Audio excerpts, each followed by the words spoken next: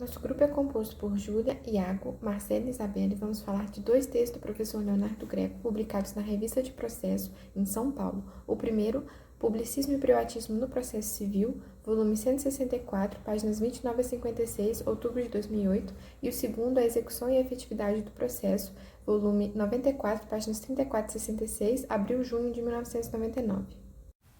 Para dar início ao trabalho, eu e Júlia vamos abordar os conceitos fundamentais do direito processual civil, focando no publicismo e privatismo no processo civil, baseados no texto do Leonardo Greco. Bom, o debate entre publicismo e privatismo é crucial para compreender as diferentes abordagens sobre o papel do Estado e das partes no processo judicial.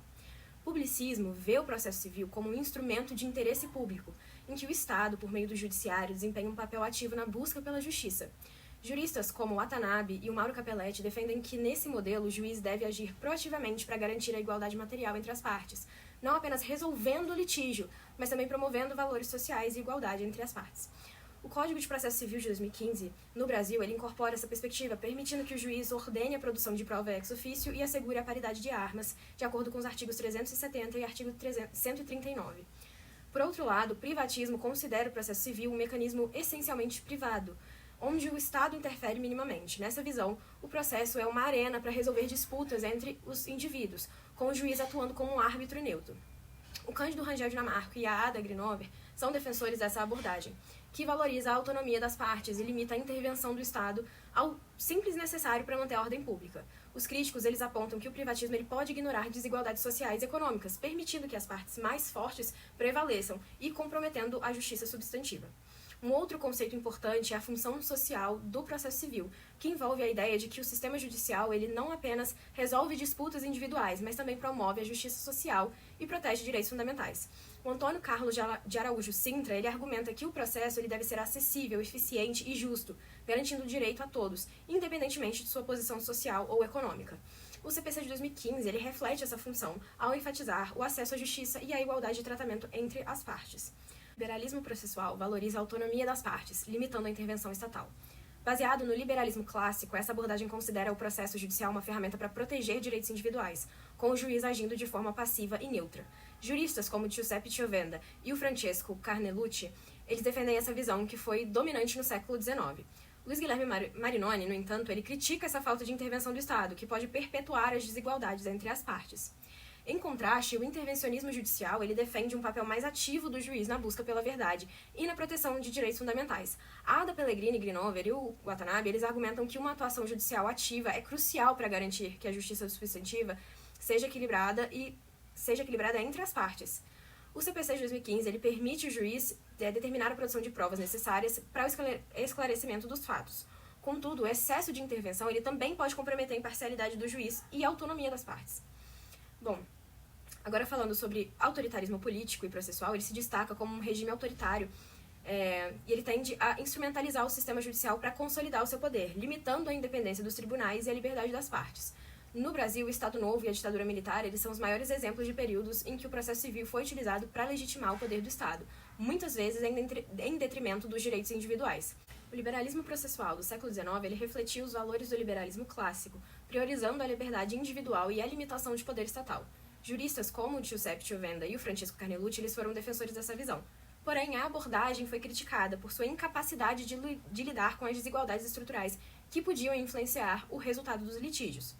A influência do socialismo sobre o direito processual promoveu a ideia de um Estado ativo na proteção dos mais fracos e na promoção da justiça social.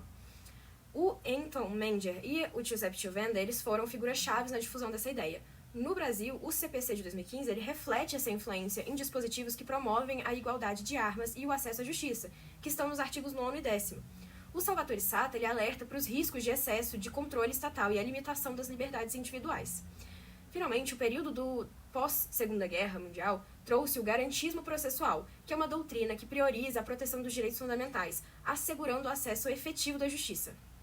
A Constituição de 1988 e o CPC de 2015 eles garantem princípios como contraditório, ampla defesa e devido processo legal. Contudo, alerta o Watanabe que é crucial a gente encontrar esse equilíbrio para a celeridade processual e a preservação dos direitos das partes, para você garantir de fato o acesso à justiça. Será que o juiz deveria ser inerte? O professor Leonardo Greco nos mostra que um Estado que se abstém totalmente não é necessariamente um que prima totalmente pelos direitos humanos, uma vez que o juiz, quando intervém com limites no aspecto do impulso processual e de produção de provas, ele ajuda a equalizar as desigualdades entre as partes, principalmente em países com muitas disparidades como o Brasil. E ele traz a ideia de professor José Oliveira Baratio da universalização de um critério na teoria processual como o princípio da subsidiariedade, que evita excesso de intervenção nos interesses das partes, mas suprime as lacunas existentes. E ele fala que um juiz que se dá por convencido e também não busca discutir os aspectos jurídicos é tão parcial quanto aquele que toma iniciativas já com juízos de valores formados. Em Verdade e Justiça, o professor Greco nos mostra que o processo buscar a verdade não torna autoritário, uma vez que o processo deve se aproximar ao máximo da realidade, mas nem sempre as partes fornecem todos os elementos fáticos para que o juiz possa ter essa aproximação. Logo, o juiz não pode ser um investigador sistemático, mas não deve aceitar fatos que não são verdade, uma vez que isso iria corromper a confiança da sociedade na justiça e também deixar as partes a uma igualdade meramente formal, e então a gente vê novamente aí o princípio da subsidiariedade. Moralidade e concentração, o professor Greco nos mostra que não são características de um processo autoritário, uma vez que a concentração diminui a chance da fragmentação entre muitas fases preclusivas e a oralidade amplia o contraditório diálogo entre o juiz e as partes. Mesmo que os liberais temessem que o juiz pudesse constranger a parte ou registrar algo que ela não disse, isso poderia ser evitado com dispositivos da legislação, como é o caso do 417 do CPC de 73 e o 460 do CPC de 2015. Analisamos que a subsidiariedade apresenta-se mais uma vez quando o professor Greco menciona o impulso processual oficial, que para ele não é uma característica autoritária do processo, já que garante sua duração razoável e sua efetividade. Logo, o juiz equilibra entre não cercear o direito de defesa para garantir celeridade, mas evita que uma parte atrase propositalmente o processo por medo de não vencer no mérito. Mas para ele, às vezes, o impulso processual oficial deveria ser relativizado, porque a lei não correspondia com a realidade do direito de defesa, porque no 297 do CPC de 73, assim como é no 335 do CPC de 2015, o réu possui 15 dias para apresentar sua defesa, mas no 188 do CPC de 73, a Fazenda Pública tinha, por exemplo, o prazo quádruplo, mas isso mudou com o de 2015 no 183, já que é apenas o prazo em dobro. Carnelucci é citado por Leonardo Greco ao falar da boa-fé, já que, segundo o professor Carnelucci, o juiz precisa da boa-fé dos advogados, porque senão o juiz gostaria de fazer justiça com os próprios meios, e aí sim ele seria autoritário, já que ele respeitaria somente formalmente o contraditório e a ampla defesa. Além disso, segundo o Greco, colaborar com a justiça não é se autoincriminar, e por isso a boa-fé não é uma característica autoritária do processo. Sobre a questão de quem deveria ser o responsável por começar as desigualdades do processo equalizando as partes, o autor do texto vai trazer que os liberais atribuíam essa figura a um terceiro que não fosse o juiz. Liba, por exemplo, traz a figura do MP. E essa figura do MP está no nosso CPC de 73, no 82 terceiro, correspondente ao 178 do CPC de 2015. Mas Leonardo Greco discute que muitas vezes a questão do interesse público é uma noção aberta, que não se sabe até onde vai a intervenção, e o juiz às vezes vê que as deficiências defensivas da parte não foram sanadas e ele vai intervir subsidiariamente.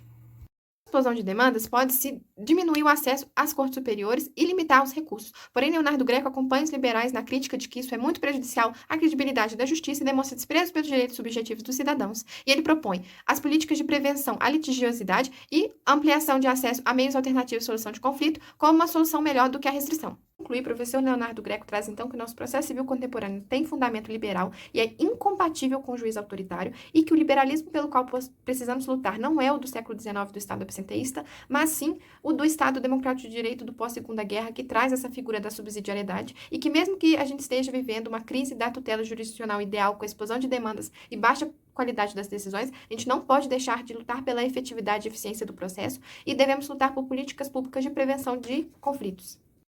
Meu nome é Iago, estou aqui para falar um pouco sobre o texto Execução e Efetividade do Processo, do professor Leonardo Greco, que começa falando da efetividade dos direitos fundamentais, citando que eles foram ampliados durante a promulgação da Constituição, após a promulgação da Constituição de 1988, que, porém, devido às novas demandas que surgem na sociedade moderna, principalmente oriundas da evolução tecnológica e do modelo econômico, da economia de massa, essas novas demandas elas não são atendidas pelo Estado, criando uma crise no Estado e, consequentemente, na Justiça.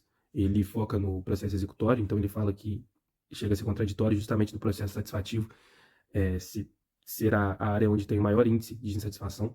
Ele aponta como alguma das causas dessa insatisfação a demora, o custo elevado do processo e a inadequação de procedimentos. Então ele passa por um contexto histórico da execução e logo depois ele passa por um direito comparado, pegando alguns países como a Itália, França, Espanha e os Estados Unidos, para entender o que eles têm em comum em seus processos executórios e como eles pensam de maneira geral, a execução. Então, ele conclui que todos têm a consciência de que novos caminhos devem ser adotados, novas medidas devem ser adotadas frente a essa mudança social, e entendem também que quanto maior for a flexibilidade dos meios executórios imaginados pelo legislador, maior a probabilidade de se ter uma execução realmente específica, que atenda com seus objetivos. Então, ele propõe uma revisão na teoria geral da execução, para que suas particularidades não sejam tratadas como anomalias, e sim como características próprias do procedimento executório, que é eminentemente prático e modificadora do mundo exterior, e não majoritariamente intelectual como o